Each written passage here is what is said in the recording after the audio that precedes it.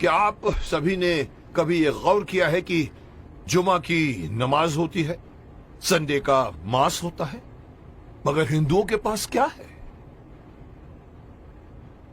जुमा के दिन मुस्लिम लोग पूरे देश भर में मस्जिदों में जाकर नमाज पढ़ते हैं। क्रिश्चियन लोग हर संडे को अपनी फैमिली को लेकर चर्च में जाकर मास करते हैं। हिंदू क्या करता है? किसी ने गौर किया है आज तक?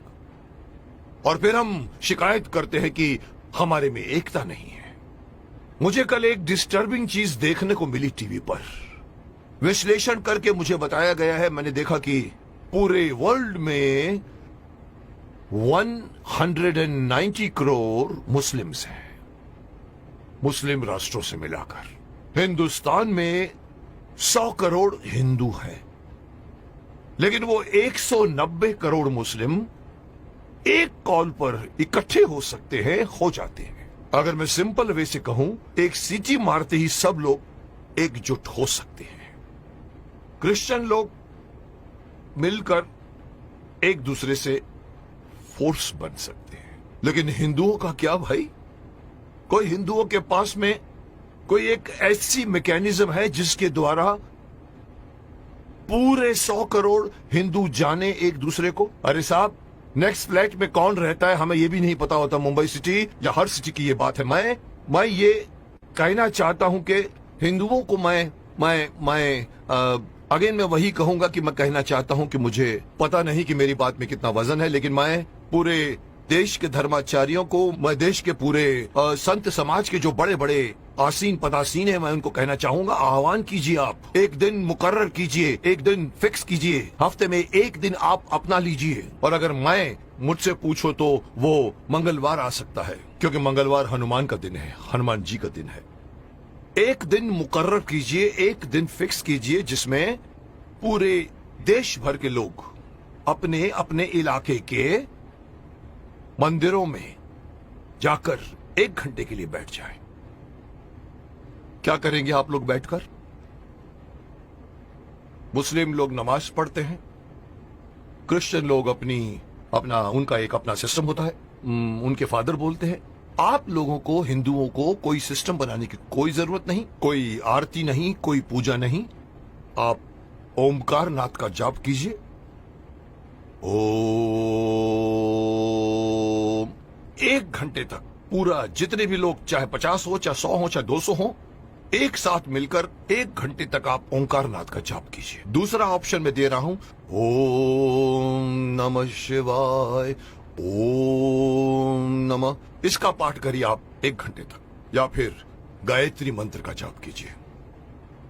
अब आप देखिए मैं क्यों इस बात को उठाना चाहता हूं, क्योंकि हमारे हिंदुओं में ये एक बहुत बड़ी मान्यता है कि अपने आप को बहुत सहिष्णु मानते हैं और कहते हैं हिंदू हमारा धर्म, हमारा हिंदू समाज अपने धर्म के प्रति जागरूक नहीं है, अपने धर्म के प्रति पूरी तरह से कमिटेड नहीं है। धर्म कहते हैं हमारा हिंदू धर्म धर्म नहीं है, हमारा धर्म जो है वे ऑफ लाइफ है। मैं हमेशा से मना करता हूं, धर्म था, है और रहेगा। और जब तक आप इसको अपना धर्म नहीं मानोगे, तब तक आपके अंदर कभी भी एकता नहीं आएगी, कभी भी आपके अंदर मोटिवेशन नहीं आएगा, कभी भी आपके अंदर फोर्स नहीं आएगा।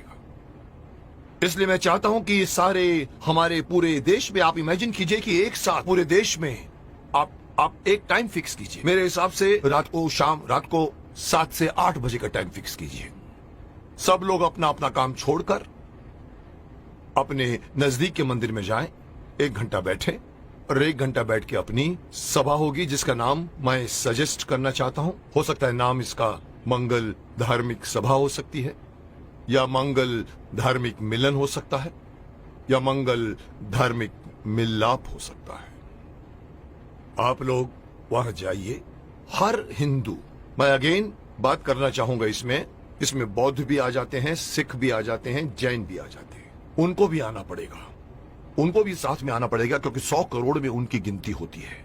उन सब लोगों को अगर ये आदत पड़ जाए, हर मंगलवार रात को 7 से लेके 8 बजे मुझे अपने परिवार वालों को लेकर, साथ में बच्चों को लेकर जाइए और मंदिर में जाके बैठ जाइए। एक मेडिटेशन की तरह से आप लोग बैठकर वहां पर एक सभा कीजिए। उसका नाम मैं देना चाहता हूं मंगल धार्मिक सभा। या मंगल, मांगलिक, मिलाप या कुछ भी नाम रखा जा सकता है। जैसे मुस्लिम कैसे नमाज कहते हैं, क्रिश्चियन उसे मास कहते हैं, आप उसे मंगल मिलाप कह सकते हैं। वहां आइए, आप देखेंगे आपका पूरा देश, आपके पूरे देश के 100 करोड़ हिंदू कितनी जल्दी एक दूसरे के साथ एकजुट हो जाएंगे, जिसका इस वक्त, इस कॉन्टेम्पररी आजकल आप देख रहे हैं जिस तरह के माहौल बन रहे हैं, उसमें हमारे हिंदुओं पर लोग एक तरह से हंसते भी हैं। उनको पता है कि ये लोग कोई मिलने वाले नहीं हैं। लेकिन अगर ये होना शुरू हो जाएगा तो आप सही अपने इर्द गिर्द के लोगों को सिर्फ जानोगे नहीं, पहचानना शुरू कर दोगे। जैसे कि मैंने कहा कि सिटीज में पता भी नहीं होता कि नेक्स्ट फ्लैट में कौन रहता है। इस बहाने आप आइए, बाहर निकल कर आइए, अपनी ड्यूटी मान कर आइए। मैं हर हिंदू को कहना चाहूंगा, और इसके लिए मेरी बात नहीं, मैं बड़े बड़े जो हमारे धार्मिक हमारे जो संत हैं, गुरु हैं, उनको मैं आह्वान करना चाहूंगा कि आइए आगे और अनाउंस कीजिए कि हर मंगलवार को 7 बजे से 8 बजे हर हिंदू को किसी नजदीकी मंदिर में जाकर 1 घंटा बैठकर आपको मेडिटेशन करना पड़ेगा। जो बैठेगा उसको भी फायदा होगा, क्योंकि मेडिटेशन में बहुत ताकत है। और दूसरा फायदा यही है कि आप लोग मिलोगे, एकता करोगे। और इस वक्त हिंदू समाज का एकता में आना बहुत ही अत्यंत आवश्यक है। मैं नहीं बताना चाहता, लोग सब समझते हैं कि मैं क्या बोलना चाहता हूं, लेकिन हिंदू समाज बटा हुआ है। जुट और नंबर्स में ताकत होती है। ये हिंदू से निकलकर सिख, ये बौद्ध, ये जैन, इस बहाने साथ में आइए, क्योंकि आप पहले हिंदू हैं, उसके बाद में आप सिख हैं, उसके बाद में आप बौद्ध हैं, उसके बाद में आप जैन हैं। मेरी एक छोटी सी गुजारिश है कि मैं अपनी तरफ से सलाह देना चाहता हूं कि देश भर में कुछ ऐसा कानून बनाया जाए, ये कानून के दायरे में हो या पता नहीं धार्मिक दायरे में हो, लेकिन ये किया जाए। और तब जाकर दोबारा कोई ये नहीं कह सकेगा कि 100 करोड़ हिंदू बटे हुए हैं, क्योंकि हर मंगलवार को एक मांगलीय रूप से मिलते हैं और एक दूसरे के साथ आप बातें कीजिए, मिलते रहिए, लोग एक दूसरे को पहचानना शुरू कर दोगे, जो कभी नहीं करते आप।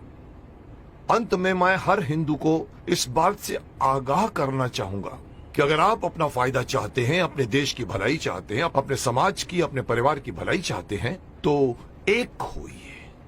और इससे आगे बढ़कर एक और बात कहना चाहूंगा कि धर्म को धर्म मानिए, यह मत कहिए कि वे ऑफ लाइफ है। और तीसरी बात, अपने बच्चों को अपने धर्म में इन्वॉल्व कीजिए। मैं अक्सर देखता हूं कि माँ बाप मंदिर में जा रहे होते हैं और छोटे बच्चे मम्मी से कहते हैं कि मम्मी मम्मी मम्मी मेरी सहेली मुझे खेलने के लिए बुला रही है, और माँ कहती है जा मत कीजिए। आप उस बच्चे का हाथ पकड़िए और बोलो चलो इस वक्त मंदिर जाना है। ये हर मुस्लिम करता है, ये हर क्रिश्चियन करता है, हिंदू क्यों नहीं करता? इसी का खामियाजा भुगत रहे हैं आप। बच्चों को बचपन से गीता पढ़ाइए, बच्चों को मंदिर लेकर जाइए। 1 घंटा या जब भी आप मंदिर में जाते हैं, विजिट करते हैं, बच्चों को साथ में लेकर जाइए, ताकि धीरे धीरे वो अपने देवी देवताओं को पहचानना शुरू करेंगे और एक हो जाएंगे। अब कोई मुझसे पूछेगा सर आपकी ये बात क्यों माने हम लोग, आप होते कौन है हमें ये बात कहने वाले? तो मैं सिर्फ शक्तिमान का एक डायलॉग आपको बताना चाहूंगा, जिसमें पूछा था कि आप कौन है, तो वो कहता है कि ना तो मैं कोई अवतार हूं, ना ही कोई फरिश्ता, बुराई का दुश्मन हूं, सच से है मेरा रिश्ता। दुश्मन मेरे बुरे लोग नहीं, बुराई है। अगर बात मेरी मानोगे तो इसमें तुम्हारी भलाई है। तो आपकी भलाई के लिए कह रहा हूं, मान जाइए।